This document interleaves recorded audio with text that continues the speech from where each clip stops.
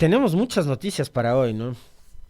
Fue cuestión únicamente de que el señor Saquicela se haga un costado para que se resuelvan todos los problemas, las diferencias, desavenencias y discrepancias en la Corte Nacional de Justicia, se pongan de acuerdo y elijan nuevas autoridades.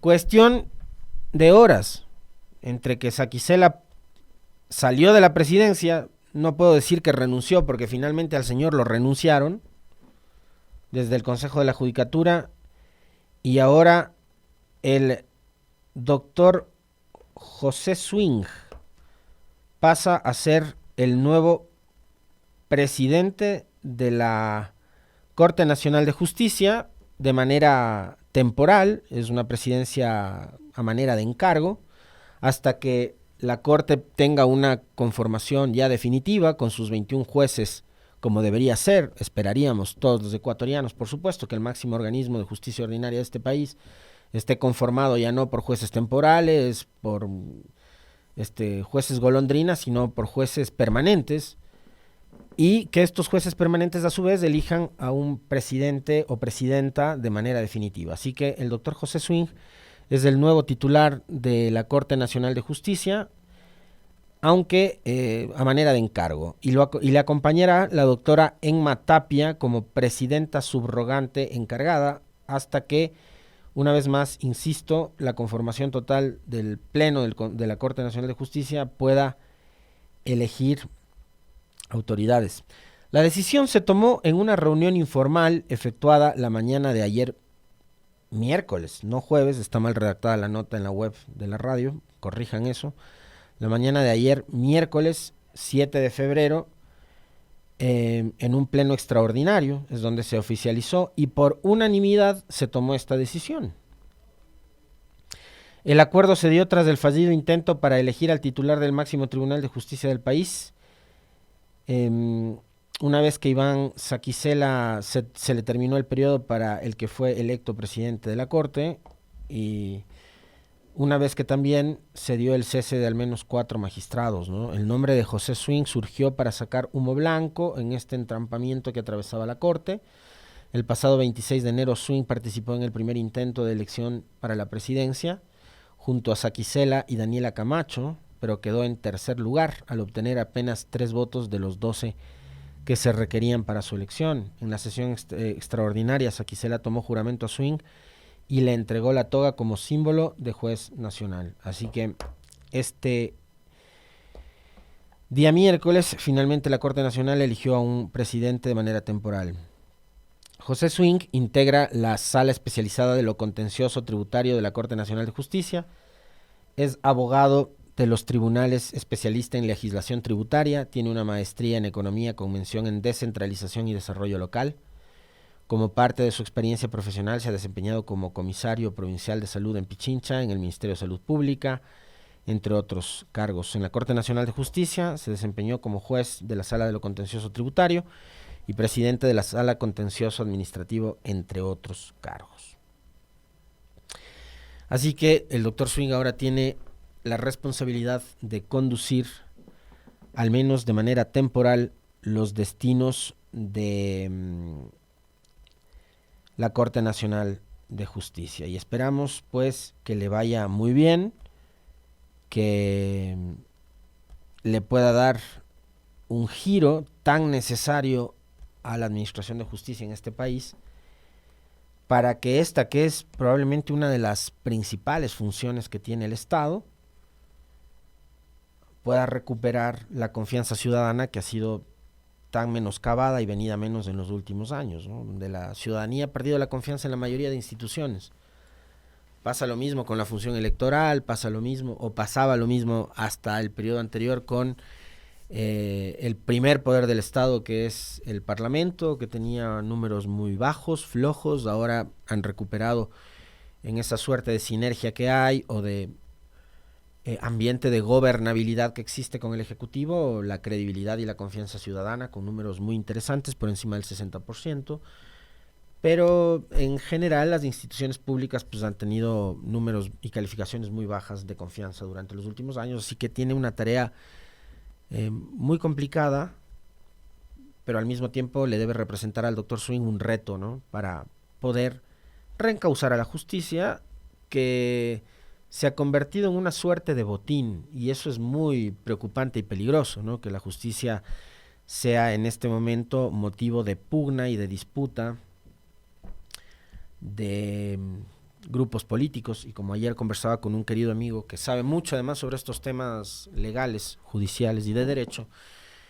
uno podría creer que, digamos, como era antes, ¿no? La pelea clásica entre socialdemócratas y socialcristianos para apoderarse de la justicia. Ahora hay quienes dicen, detrás de la justicia, como este señor Murillo de la Judicatura, hay un complot correísta. Están siempre además los intereses socialcristianos detrás del manejo de la justicia. Yo me imagino que estará también gente vinculada a Lazo, a la señora Romo, detrás de apoderarse de la justicia. Y por supuesto el señor Noboa también estará ahora mismo interesado en ver qué es lo que pasa alrededor de la conformación y designación de autoridades alrededor de la Corte, ¿no? Y quién sabe, y otros grupos no políticos, sino vinculados a estos casos muy delicados que está enfrentando el país, relacionados con temas que no son precisamente legales o lícitos, estén también, por supuesto, interesados en poner jueces o en ver qué jueces son los que asumen la justicia en el país para empezar a operar como han venido operando, ¿no? Estos delincuentes comprando conciencias de fiscales, de jueces, de policías, incluso también de políticos.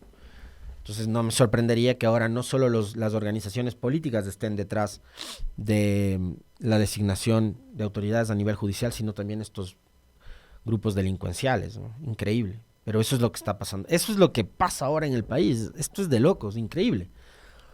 Cuando recordarán ustedes que en la promoción de aquella consulta, ingrata consulta de febrero del 2018, promovida por el gobierno de Lenín Moreno y al mismo tiempo apoyada por personajes como Nebot, como Lazo, como el padre del actual presidente, el señor Álvaro Noboa, Pachacuti, Guidé, todos se subieron en la camioneta del 7 veces sí, que nos hablaba de la supuesta reinstitucionalización del Estado.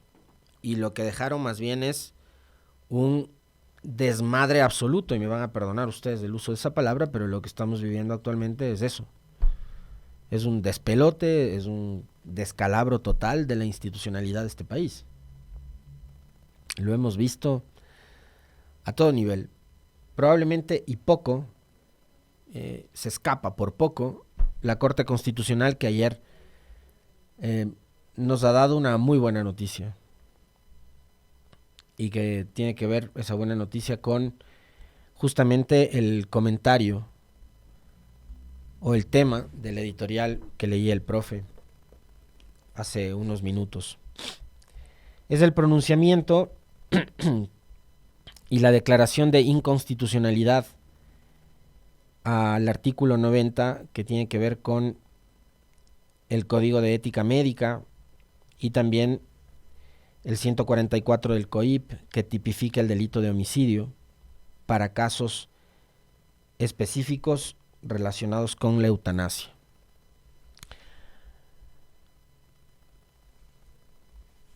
La Corte Constitucional dio paso al pedido de Paola Roldán en torno al acceso a la eutanasia. Le diagnosticaron a Paola Roldán esclerosis lateral amiotrófica, lo cual le tiene a ella completamente inmovilizada, impedida de cumplir con el rol más elemental que podría tener una madre de un niño de 9, 10 años. Paola prácticamente lo único que puede hacer ahora mismo es hablar. E incluso sostener y mantener una conversación o una intervención a través de su palabra, a ella le cuesta un esfuerzo sobrehumano, como lo habrán visto ustedes o quienes pudieron durante la transmisión de su comparecencia ante los jueces de la Corte Constitucional algunas semanas atrás. En octubre, Paola le pidió a los jueces permitan a quienes sufren como ella de enfermedades degenerativas como esta, que además son irreversibles, acceder a una muerte digna. En su demanda, Paola Roldán pidió que el Ministerio de Salud tome las medidas necesarias para cumplir con su voluntad de morir en un plazo de 15 días a partir de la aceptación de la suspensión provisional de la norma. Y la Corte Constitucional ventajosamente ha dado paso a este pedido de Paola, que pasará a la historia. No solamente el pedido, sino el nombre y la persona, Paola Roldán, pasará a la historia de este país como una de las más importantes figuras de la promoción de los derechos humanos. En este caso, el derecho a tener una muerte digna, que parte de un tema fundamental, que es el de tener también una vida digna. Y actualmente Paola puede tener esa vida digna con costos muy altos. Y no me refiero únicamente a lo económico, que por supuesto para una enfermedad como la que enfrenta Paola se necesitan obviamente muchos recursos económicos. Y la ventaja de Paola es que tiene esos recursos económicos como para tener permanentemente profesionales médicos, enfermeras, enfermeros, cuidadores a su alrededor, respiradores, todo lo que se necesita como para que ella pueda vivir dignamente, y tiene a su familia. Pero hay muchísimas otras personas que seguramente no tienen esas ventajas y no enfrentan las enfermedades tan graves como la que tiene Paola con la misma capacidad.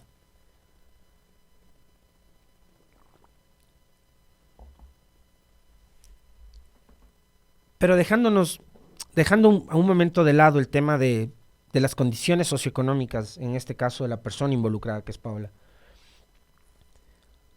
ni toda la plata del mundo a ella le va a ayudar a sanarse, porque su enfermedad es degenerativa. Ni toda la plata del mundo le va a permitir a ella poder cuidar de su hijo como seguramente toda madre quisiera cuidar.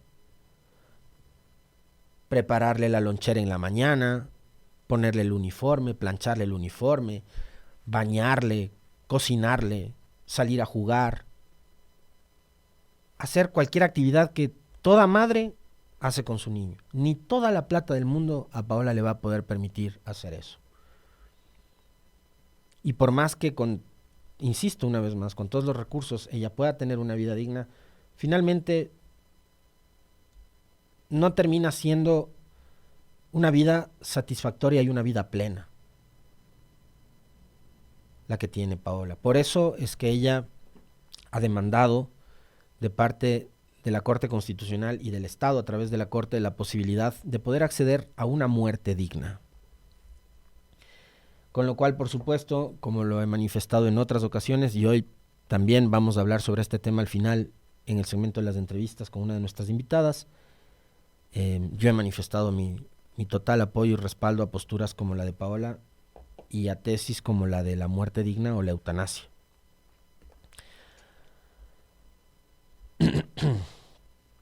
¿Qué es lo que debe pasar de aquí en adelante? La Corte Constitucional ha dispuesto al defensor del pueblo que en el plazo máximo de 6 meses contados desde la notificación de la presente sentencia prepare un proyecto de ley que regule los procedimientos eutanásicos conforme al fallo de la Corte Constitucional. Y disponer también al Ministerio de Salud en el plazo máximo de 2 meses que expida un reglamento que regule el procedimiento para la aplicación de la eutanasia activa, voluntaria y avoluntaria a la luz de criterios técnicos y en observancia de lo expuesto en este fallo, normativa que tendrá vigencia hasta la aprobación de la ley respectiva. Deberá remitir el reglamento a esta Corte. Y disponer a la Asamblea Nacional en el plazo máximo de 12 meses contados desde la presentación del proyecto de ley que conozca, discuta y expida la ley que regule los procedimientos eutanásicos. Pero es obvio que Paola no sé si va a soportar o deberá soportar todo lo que tomen estos procedimientos, desde la aprobación de la ley en la Asamblea o que se expida el reglamento, tanto del Ministerio de Salud como de la Defensoría del Pueblo. Y esto le preguntaremos obviamente a nuestra invitada hoy, si la aplicación ya de la eutanasia, en el caso de Paola, podría ser inmediata, sin necesidad de tener que esperar a todos estos procedimientos y trámites que pueden terminar siendo burocráticos, largos, extensos, mientras ella sigue padeciendo junto a su familia de la enfermedad que lleva a cuestas, ¿no? Así que mi reconocimiento y, por supuesto, mi felicitación y mi aplauso también a todo el equipo jurídico que acompañó a Paola, pero sobre todo a ella y a su familia, porque yo no les conozco, no son personas cercanas, pero es una persona admirable y lo que han hecho tanto ella, su familia como su equipo de abogados tiene que ser reconocido por todo el país, porque insisto, esto es un tema de progresividad de los derechos y han dado un paso enorme, fundamental, justamente en esa materia, en el avance de los derechos humanos en el Ecuador y en el país. Así que me alegro por Paola y me alegro también por muchas otras personas que estarán en las mismas situaciones y condición que Paola, esperando justamente que el Estado les dé la posibilidad de decidir. Otros temas adicionales. Ayer en la Asamblea Nacional se aprobó y se dio luz verde al Tratado de Libre Comercio con China. Este es un tema interesante. No me voy a alargar mucho en esto porque quiero cerrar también con otro asunto relacionado con la materia legislativa, que ustedes ya se imaginarán cuál es. Pero este tema del Tratado de Libre Comercio con China es interesante por todo lo que hay alrededor, la discusión, el debate que hay alrededor justamente de los acuerdos comerciales entre países, entre estados. Y en este caso más porque estamos hablando de una economía microscópica como la nuestra, con relación a una de las economías, si no la más importante en este momento del mundo, que es la economía china, que les ha puesto a toser incluso a los gringos.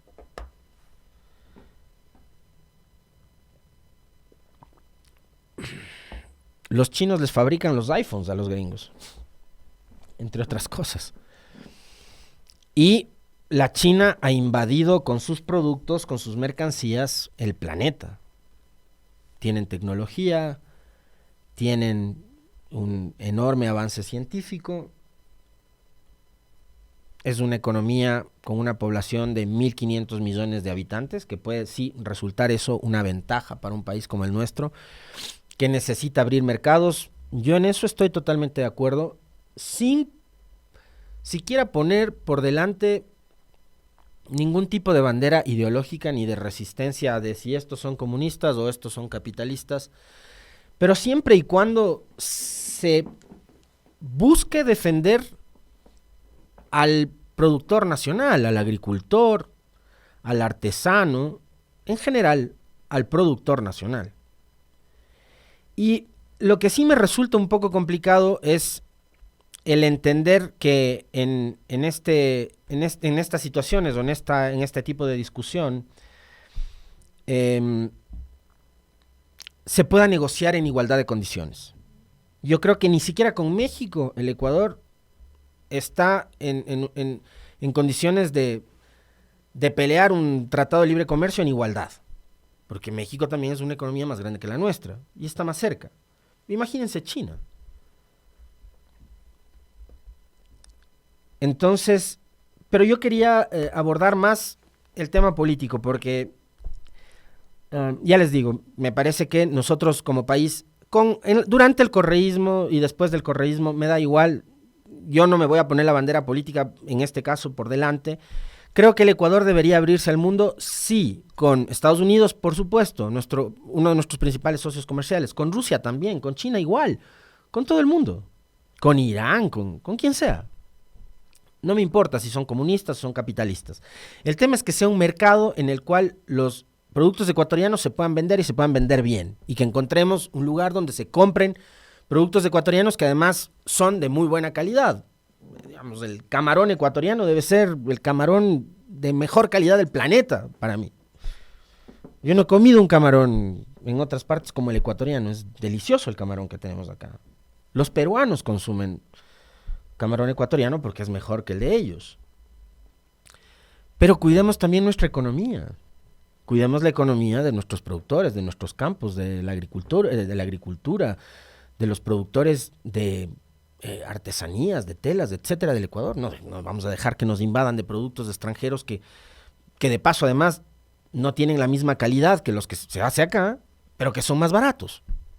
Eso nada más. Para mí el tema es simplemente poner por delante los intereses nacionales y tratar de, sin querer soñar con el tema de igualdad de condiciones con un país como China, pero principalmente poner los intereses nacionales por delante. Eso nada más. No me importa si esto lo negoció Lasso, si es victoria de Noboa, si empezó con Correa, me da igual. Finalmente el Tratado de Libre Comercio es del Ecuador con China, no es de Lasso con China. ¿Ya? Pero yo lo que quería referirme sobre este tema y que quería compartir esa espina que tenía ayer era cómo estos asuntos terminan demostrando las inconsistencias ideológicas de lado y lado. De lado y lado. Porque recordarán ustedes que cuando Correa negociaba con los chinos, como negoció también con la Unión Europea, acuérdense que el Tratado de Libre Comercio con la Unión Europea fue logro del gobierno de Correa. Y eso en su momento fue cuestionado por un cierto sector de la izquierda, aquí en el país. Y fue un logro, abrir el mercado europeo. Fue un logro del gobierno de Correa. Pero cuando Correa negociaba con los chinos, y había por ejemplo, la preventa petrolera a China, que a través de créditos chinos se construya Coca-Cola Sinclair, o las plataformas gubernamentales, etcétera. Entonces, ahí estaba mal. Cuando Correa negociaba con los chinos, estaba mal. Y Correa estaba hipotecando el país a los chinos. Y la China comunista, y no sé qué, el diablo, nos viene a comer el diablo, vienen los chinos y se van a comernos enteritos. Era malo. Ahora resulta que todos los neoliberales ayer estaban casi que suplicando y rogando por los 70 votos para poder suscribir un acuerdo de libre comercio con la China comunista. Contradicciones. Y les digo de lado y lado porque también, digamos, de parte de la Revolución Ciudadana, ahora sí creían que no era conveniente, y no sé, me imagino, tendrán argumentos relacionados a los que yo les manifestaba hace un momento, ¿no? El tema del proteccionismo que creo que sí debería haber para los productores locales. Y eso está bien. Pero se oponían hoy a la firma de un acuerdo de libre comercio con China. Que se van a crear 50,000 plazas nuevas de empleo. Ojalá sea cierto, como dice la ministra de Productividad. Ojalá sea así. Ojalá no sean solo 50,000 nuevos empleos, ojalá sean más. Ojalá sean más. Pero ojalá este Tratado de Libre Comercio sea beneficioso también para el Ecuador y no únicamente para China. O no únicamente para ciertos exportadores que envían sus productos a China. Que seguramente eran parte de los que estaban ahora mismo empujando la aprobación de este Tratado de Libre Comercio. Una vez más demostrar la incoherencia de la clase política en su conjunto. El tema del Tratado de Libre Comercio con China. Finalmente fue aprobado con 76 votos, ¿no? Y por último, quiero referirme a esto que ahora es comentario en redes sociales y que coincidió además con una noticia lamentable que era sobre lo cual deberíamos estar hablando todos los ecuatorianos, y el gobierno, en lugar de estar montando campañas y estrategias de comunicación digital, obligando a todos los ministros, secretarios, subsecretarios, asesores, etcétera, a que tuiteen a favor de la ministra Palencia, deberían estar dando explicaciones sobre el asesinato y sicariato de la concejal por la Revolución Ciudadana, Diana Carnero, que fue asesinada ayer, en horas de la tarde.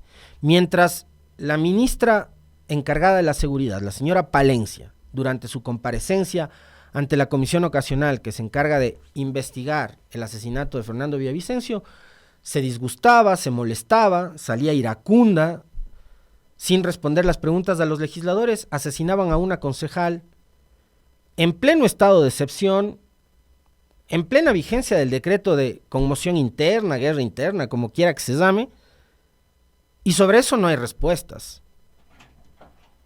Y a pesar de que hay el famoso estado de excepción, el decreto 111 de la guerra interna y demás, en el país no dejan de haber asesinatos. Asesinatos como este de ayer, que le ha costado la vida a una mujer de apenas 29 años que fue atacada mientras se encontraba en la vía pública cerca de un parque ecológico en el sector Corona 2, en Naranjal. La tarde de este miércoles 7 de febrero se alertó del asesinato de la concejal por la Revolución Ciudadana, Diana Carnero, bajo la modalidad de sicariato. Carnero tenía 29 años y se desempeñaba como concejal del cantón Naranjal, ubicado en la provincia del Guayas. De eso debería estar hablando la ministra encargada de la seguridad. Y como les digo, el impasse se origina porque le formularon preguntas a la ministra. Preguntas que le resultaron incómodas. ¿Tenemos el video, por favor?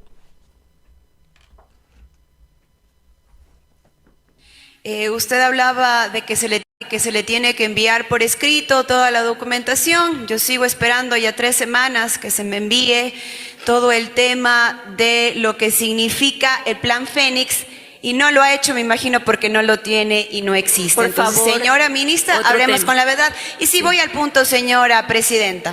Señora ministra, según lo que hemos escuchado el día de hoy, la banda delictiva de los Lobos fueron identificados como los autores materiales del magnicidio del señor Villavicencio. ¿Sí o no, señora ministra?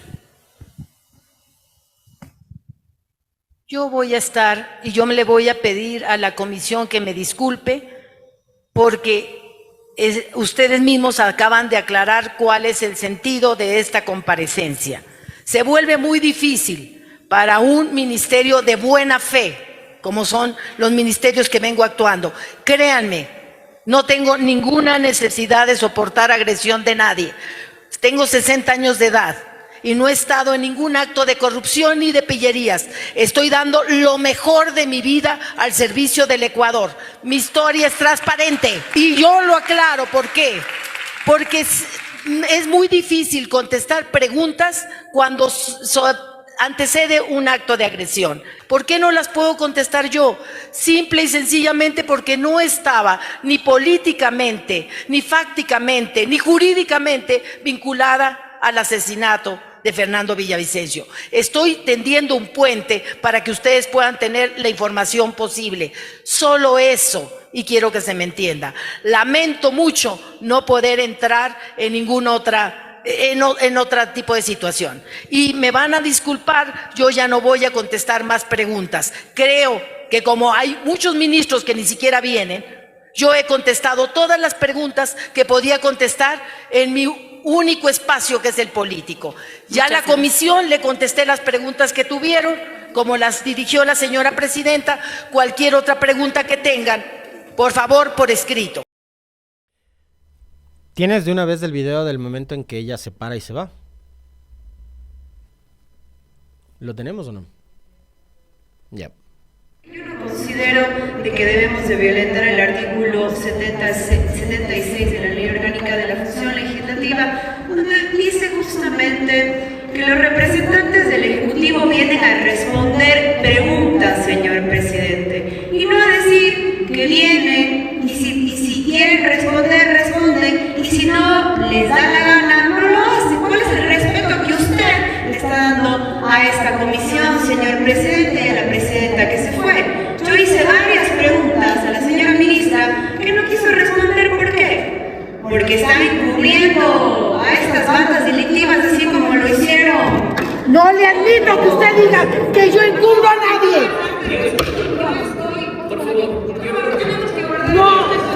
No, me estoy jugando la vida persiguiendo.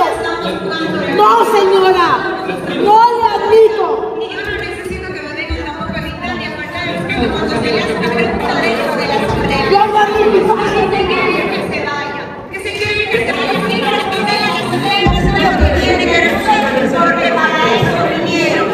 Y no me vengas a callar, no vengas a ser parte de la asamblea, usted tiene que respetar también. Bien.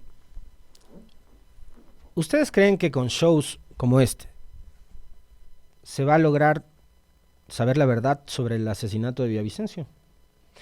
Yo no.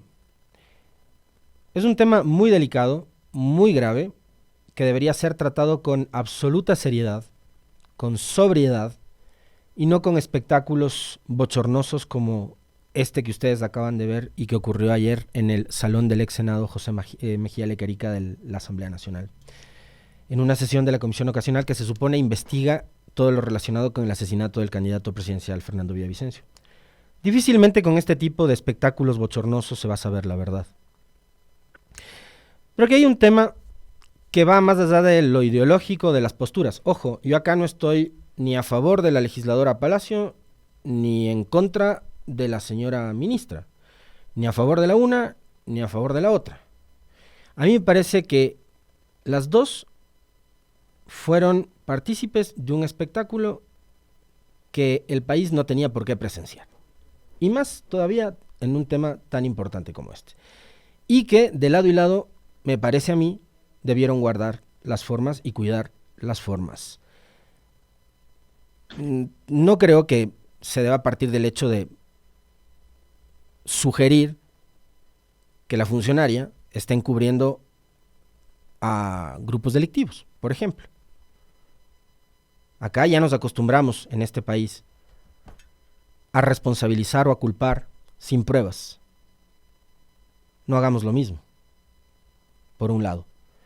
Por otro, la legisladora le plantea dos preguntas muy simples y muy sencillas, que la ministra podía con toda la tranquilidad y manejando la inteligencia emocional que cualquiera, en un caso como estos, debería tener, podía haber respondido. Le pregunto, si hay plan Fénix y que se ha demorado más de un mes en responder. La pregunta de la legisladora Palacio es una pregunta que el país entero se viene haciendo durante 2 meses que ustedes llevan en funciones, ministra Palencia. ¿Existe o no existe plan Fénix? Y le ha pedido, déjeme ver cuál es el plan Fénix. Usted no ha respondido y entiendo que la legisladora Palacio le ha pedido este documento desde hace tiempo ya. Y usted no lo ha entregado. ¿Eso qué significa? Que no existe el plan Fénix. ¿Por qué no responde? Sin enojarse, no se disguste. Y por otro lado, se viene hablando desde hace mucho de la participación de los lobos en torno al crimen en contra de Fernando Villavicencio. Usted ya lleva más de 2 meses al frente del Ministerio del Interior y debe tener información que contiene, me imagino yo, aquel informe, valga la redundancia, del que nos hablaba el coronel Zapata, que decía la policía ya tiene listo el informe sobre el asesinato de Villavicencio. Usted ya debe haber accedido a información sobre el tema. Responda. ¿Por qué se enoja? ¿Por qué se disgusta, ministra? Tema elemental. Usted más que nadie en este momento tiene que guardar y que cuidar las formas y tiene que trabajar mucho su inteligencia emocional porque está manejando nada más y nada menos que la seguridad del país entero. Y usted ha dicho, señora ministra, que se está jugando la vida. Usted y el resto de integrantes del gabinete que forman parte de el Comité de Seguridad Nacional tienen cápsulas de seguridad con las que no cuenta ningún otro ciudadano en este país.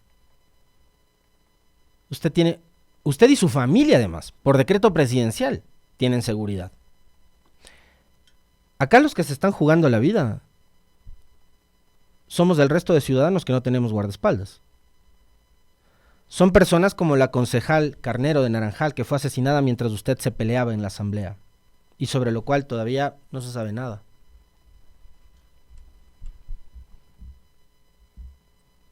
Así que quienes están jugando la vida seguramente serán los integrantes de Fuerzas Armadas y Policía que están enfrentándose todos los días a las bandas delincuenciales. Sí, que usted está liderando esto, está bien.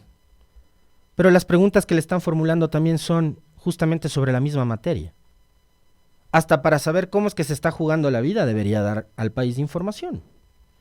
Información que además no contradiga de las tesis del propio presidente, como por ejemplo la fuga de Fito, que usted dijo que el 5 ya sabía que se fugó Y el presidente, en una entrevista en Radio Canela, dijo que para el día sábado 6 a él le habían pasado una lista en donde constaba el nombre de Fito. Y después, ustedes como gobierno le dijeron al país que la fuga fue el 7.